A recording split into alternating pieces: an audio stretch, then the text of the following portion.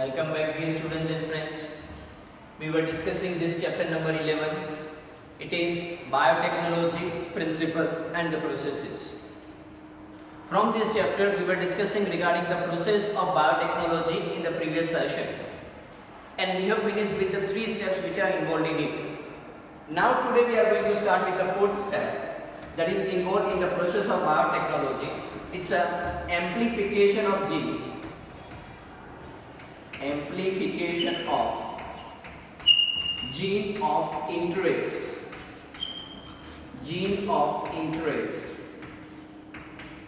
using PCR. Okay, so here we are doing the amplification of the gene of interest using the PCR.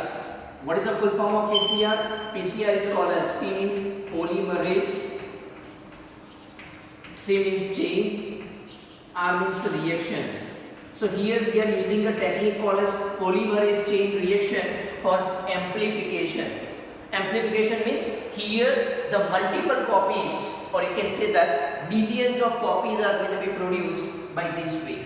Even if we have a single piece of a DNA, from single piece of a DNA or from small fragment of a DNA, we can able to generate its millions and millions of copy by this process. This process is called as polymerase chain reaction. So what is the purpose of this polymerase chain reaction? The polymerase chain reaction, you can generate the multiple copies. Okay? These multiple copies, they are going to be produced with the use of primers. What we are using? We are using the primers. Okay? With the use of this primer, we can generate the multiple copies in the reaction called as polymerase chain reaction. So what is called as a primer? Primer is nothing but it is a synthetic oligonucleotides. What it is? It is a synthetic oligonucleotides. Okay, so this is a present synthetic oligonucleotide which is acting as a starting material for this process called as a PCR. Okay, so here this is the step that is going to be occurred. Now this reaction, PCR, polymerase chain reaction, it occurs into 3 steps. In how many steps the reaction occurs? There are 3 steps in which the PCR reaction occurs. The first one is called as denaturation. The second step that is involved in it, it's called as annealing. And the third step that is involved in it, it's called as extension. So these are the 3 steps involved in it: denaturation, annealing and the extension. We will discuss each step. Let us assume that this is the DNA. It is a double-stranded DNA. One chain is running from 3' to a 5'. Another chain is running from 5' to a 3'. Double-stranded DNA which are joined together or bonded, okay, by A and T and C and G. Okay, so this is they are bonded. Now here the first step occurs. It's called as denaturation. Denaturation means separation of these 2 chains. Because here we want to generate the multiple copies or billion copies. Means we want to synthesize a DNA. And to synthesize a DNA, first of all we have to separate these 2 chains. And how we are separating? We are separating it with by a process called as denaturation. So here we are applying the temperature, high temperature that denatured the DNA. 95 degrees Celsius that is applied, that leads to a separation of these 2 chains. One and the second chain. They get separated. So this is the 3' and this one is a 5'. Another one is 5' and then it's a 3'. After that, the next step starts. It's called as annealing. We are adding a primers. We are adding a primers, like it is a small oligonucleotide chain. So it is a 3', so its opposite end is 5'. Okay, and this one is a 3'. Similarly, we are here the another one. It's called as 5', 3'. A small piece of a oligonucleotide chain is going to be added, which is acting as a primer. Okay, and now there is a formation of a bond in between them. Okay, there is a formation of a bond in between them. Okay, so that attaches with it. Now once after that this process occurs, that's an annealing occurs, then the extension starts. Means the chain is elongating, but here the chain elongation occurs based on the rule of complementarity. The new bases are added. But to addition, you know that how we are replicating, how we are synthesizing it with the help of an enzyme. Which enzyme? DNA dependent DNA polymerase. This is the enzyme that is required for synthesis of DNA. Okay, so here also we are synthesizing the DNA, we are making the copy of DNA, so we require enzyme DNA polymerase that add up the nucleotides and so on it goes, okay, leads to a synthesis. So ultimately the chain gets elongate, extend and leads to a formation of 2. Again from 2 the 4 DNAs are going to be produced and so on. Within a short period of a time we can able to generate the billions of copies of this DNA. But here you know that DNA polymerase is required, but along with that we are also providing the high temperature. So the enzyme what we are using over here, that should be a thermostable. It should not be degraded by temperature. Here we are applying a high temperature. You know that the enzymes are degraded by high temperature, what we have studied in the 11th science. Okay, but the enzyme which are here using, that should be a thermostable. And this thermostable DNA polymerase that we are obtaining from the bacteria, and the name of bacteria from which we are obtaining, it's called as Thermus aquaticus. Clear? Which bacteria from which we are obtaining the thermostable DNA polymerase. Okay, clear? So this kind of DNA polymerase we are obtaining in it, and that is responsible for extension. So this is called as PCR. By this we can able to generate the billions copies. Billion copy means we can generate the 10 raised to 9. 1 billion means 10 raised to 9 copies that is able to produce. And when so much DNA is going to be produced, then it is a good sign, okay, which is essentially required in the biotechnology. Okay. Now what happens once we generate this multiple copies of a DNA, then we have to introduce it into a host cell. So now we are starting with the next step, or which is involved in the process of biotechnology. It's insertion or introduction of this into a host cell.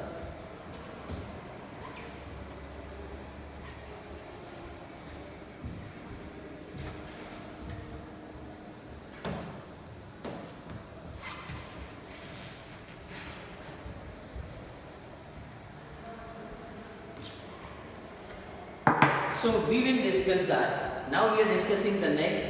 It's called as insertion, or you can say introduction of recombinant DNA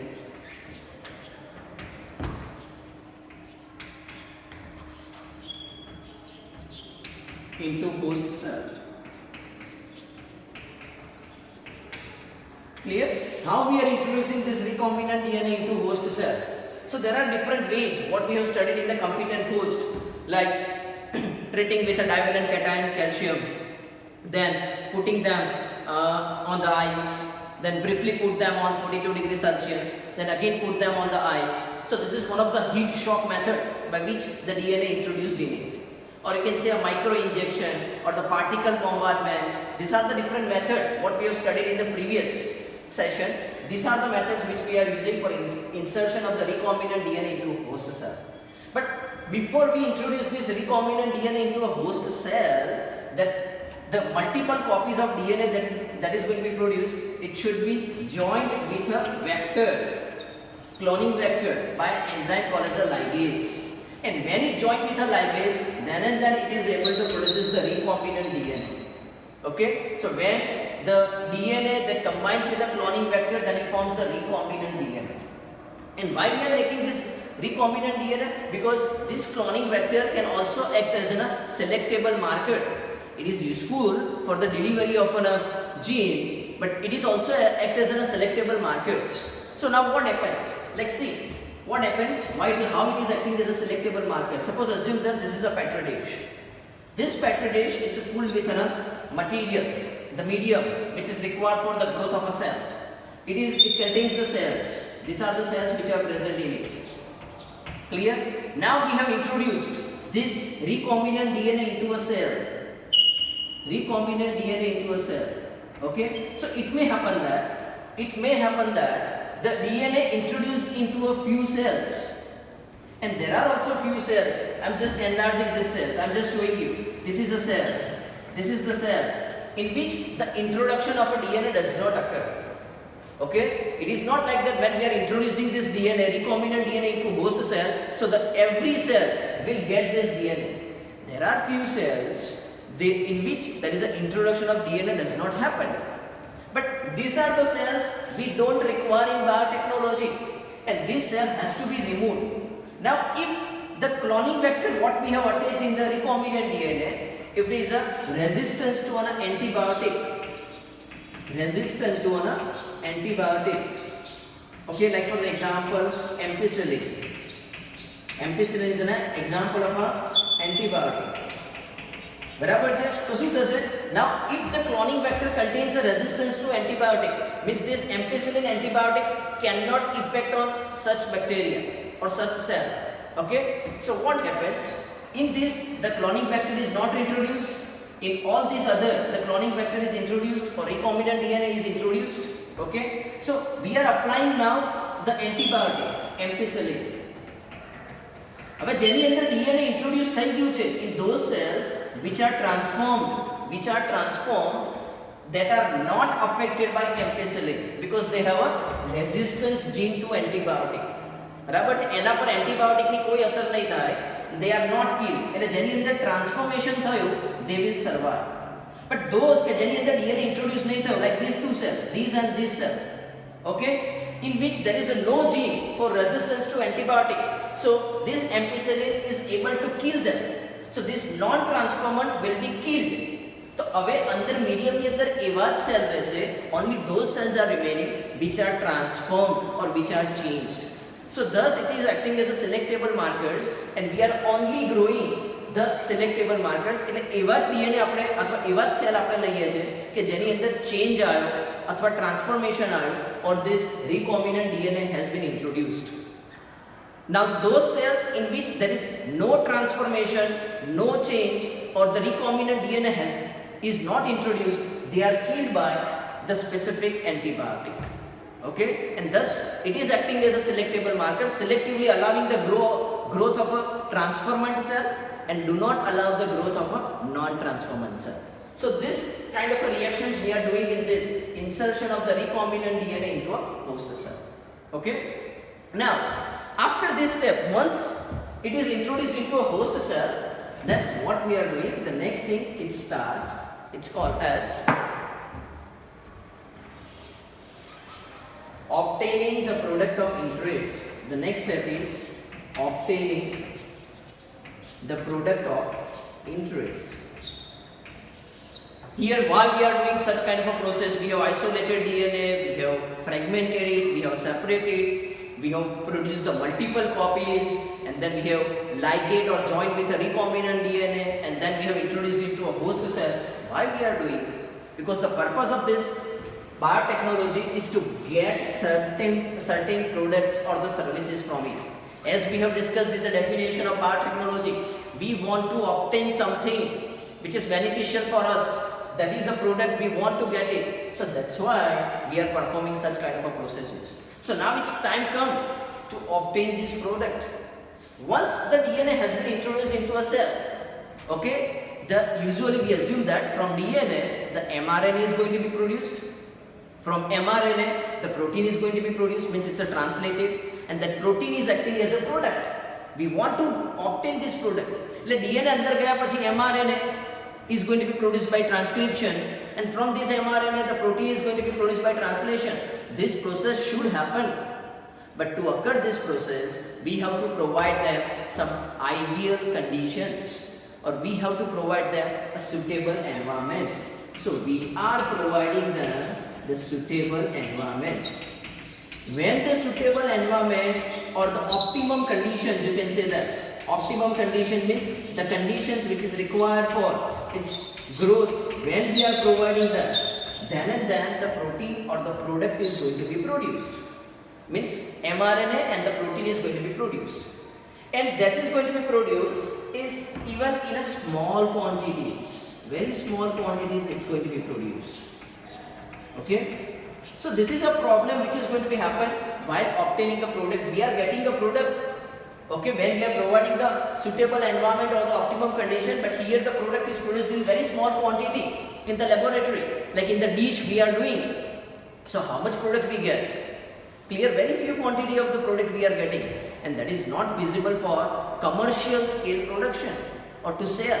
Atli nani vastu produce when we produces the very large amount. So that's why here there is a one question comes, how to produces the large amount. And to produces the large amount, we have to utilize a certain kind of machines. What we are calling it as bioreactors. What we are using? The bioreactors, what we are using, where it generates a very large volumes of this parameters. So what is a bioreactor? Bioreactor is nothing but it's just a simple vessel-like structure. It is a kind of a vessel-like structure. Clear? Which might have a flat bottom, or it may also have a curved bottom. Such kind of a bottom is present. It's kind of a vessel.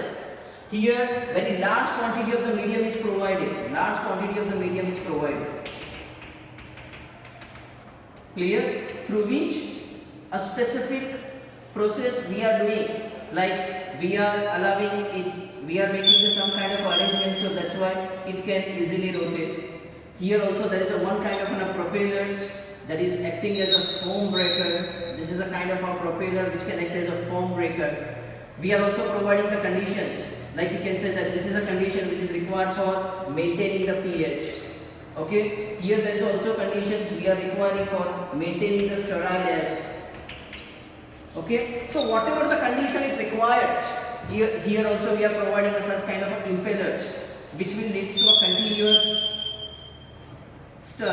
agitation, stirring. Okay, so that's why the uniform mixing that occurs. Okay, so this is a way by which we are generating the product into a large quantity, and this is called as bioreactors. Even sometimes you can also bubble the oxygen. The cell also requires the oxygen, so we can also provide the oxygen. Okay, clear over here, and this oxygen is providing or fulfilling the requirements. So this is what usually going to be happen in case of this. By this way we can generate a very large quantity. How much quantity?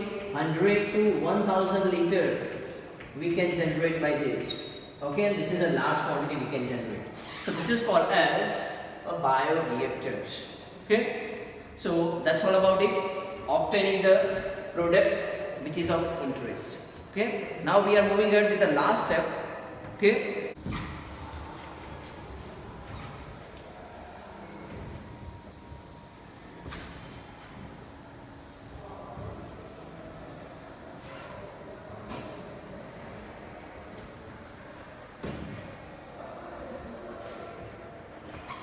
now we are moving ahead with the last step of this chapter, and that is called as, once we generate this product in the large quantity, the next step starts. It's called as downstreaming process. Which process starts? It's called as downstreaming process. So what is called as a downstreaming process? The product what we have obtained, that we are separating out. So this is called as separation and purification of process. Here we are making the separations and the purification of the product. Okay, and that separation and the purification of product, this process is called as downstreaming. Once it is purified, it is going to be tasted, the product is going to be tasted, it goes under the different trials. Okay, and once it is successful into the trials, we are commercializing it. Means we are making their medicines, we are making or we are packing them in a suitable containers, and then we sell them, or that is available in the market for selling. Okay, so this is a process that occurs, or these are the steps which is involved in the process of biotechnology. Clear? So that's all about it, this process. Students, here we are finishing with the chapter number 11, the biotechnology, its principle and the processes. Now regarding the next chapter, we will start in the next session. Till then students, keep learning, keep watching, like and subscribe this channel. Thank you for watching.